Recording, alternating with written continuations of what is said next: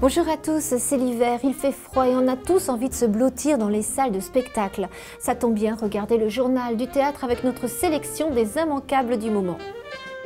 Je vous propose aujourd'hui, Gérard Jugnot est sur les planches dans Cher Trésor, Rémi Larousse donne la réplique à une marionnette au Funambule Montmartre et Sandra Gabriel est Nini, une femme libérée dans une France occupée au Théâtre Michel. On retrouve Nini, une femme libérée dans une France occupée au Théâtre Michel. La genèse de cette histoire ? Eh bien, c'est en voyant un reportage sur les tondus de la Libération que Sandra Gabriel décide de faire un spectacle sur une chanteuse amoureuse d'un officier de la Wehrmacht. Elle demande à Gilles Galliot de lui écrire un texte. Il décide de la baptiser Nini parce qu'elle n'est ni collabo ni résistante. Nini de Paris.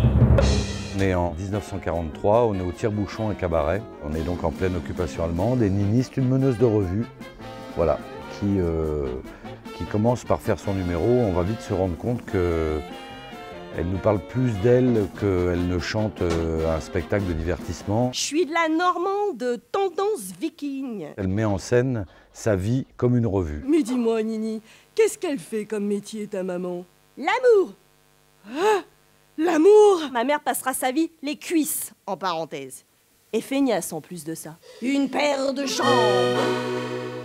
Une paire de draps. J'ai une lourde hérédité et une histoire de géniteur à pas piquer des vers. Un rouquin dans une famille et ça te fout en l'air toute ta descendance. Et à l'intérieur de cette revue, ce qu'on va apprendre, c'est qu'elle a un amour interdit. Et l'amour interdit au moment de l'occupation, c'est l'amour avec l'occupant. Quand on me dit oui, mais allemand quand même, c'est un Allemand.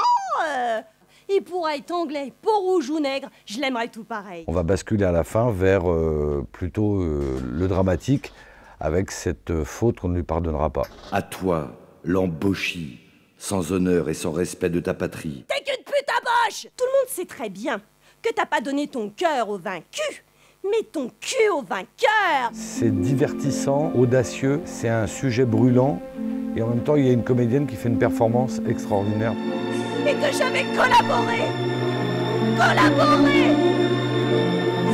que moi, j'étais juste amoureuse. Je suis une femme libérée dans une France occupée. Je suis une femme occupée par amour d'un frisé. Après L'Emmerdeur et le dîner de con, voici la nouvelle création de Francis Weber, Cher Trésor.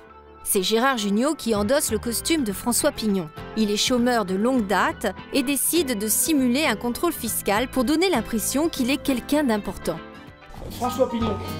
Maurice Toulouse, inspecteur des impôts. Je suis au chômage depuis 2 ans, je ne suis personne, je n'intéresse personne. S'il vous plaît, contrôlez-moi. C'est un type qui a un petit peu raté sa vie. Il est au chômage et un contrôleur fiscal vient contrôler son parrain, qui est richissime. Et il a l'idée, pour exister, de lui demander un contrôle fiscal. Je suis dans la merde, Laurent. C'est peut-être ma chance de vous prouver qu'un contrôle peut changer ma vie. L'important, ce n'est pas d'être riche, mais que les autres vous croient riches. C'est un personnage qui est à la fois naïf, qui est à la fois manipulateur, qui a un grand cœur, et en même temps, il va découvrir que l'humanité n'est pas si jolie que ça. Moi, François Pignon, milliardaire, ça me choque. Ça vous choque pas, vous? Pas du tout. Quand on aime quelqu'un, il faut l'accepter tel qu'il est. Mais comment j'ai pu être aussi con? Surtout après des études aussi longues. Dès que vous serez sorti, je me fous par la fenêtre. On est au 5e, on se retrouve en bas, j'arriverai sûrement avant vous. Ce qui est intéressant justement, c'est d'avoir quelqu'un qui au départ a l'air d'un petit homme dans la foule et qui va devenir quelqu'un de plus exceptionnel au fur et à mesure où se déroule l'aventure. J'ai un contrôle fiscal. Yeah! Bravo! Mais quel contrôle, bordel! À tout de suite, chérie. Mais on s'en fout! C'est qui cette fille? Il suffit d'un petit milliard pour les rendre affectueuses. Tout ce que je veux, c'est d'entendre le rire de la salle. Si jamais j'ai réussi mon coup, mon Dieu, quelle joie pour moi et pour éventuellement les gens qui viendront voir le spectacle. Je suis pas sûr d'être fait pour ça. Même avec 1 milliard, je ne serais pas un homme riche. Je serais un pauvre qui a de l'argent.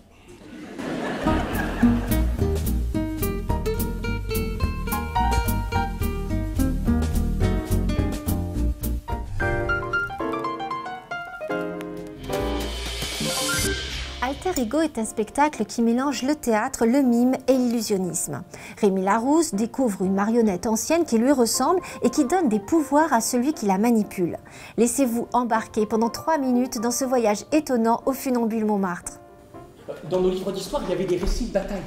Alors, avec cette marionnette, on pouvait les rejouer. En 711, les morts envahissent l'Espagne. Hey! Hey, oh, toujours en Espagne, où une poignée de madrilènes invente un nouveau sport, la corrida. Hey! Et puis je traversais la Manche. Et je repartais à Oxford, dans la peau d'un professeur ou d'un mauvais élève. Oh non, j'ai raté, là, je suis désolé, j'ai raté. De retour en Espagne, je goûtais le calme et l'harmonie du couvent des Carmélites. Je me tais. Non, j'étais un cancre à l'école. Alors, avec ce truc, grâce à Diavolo, je pouvais devenir un génie. Le peintre Raphaël, qui à la Renaissance maîtrise l'art de la perspective et du trompe-l'œil. Ou bien Galilée. Galilée qui, en 1564, avec sa lunette astronomique, découvre que la Terre tourne. Elle tourne. Alors, j'embarquai avec Christophe Colomb, à bord de sa caravelle. Lui, qui pensait partir vers les Indes, traverse l'Atlantique et découvre l'Amérique.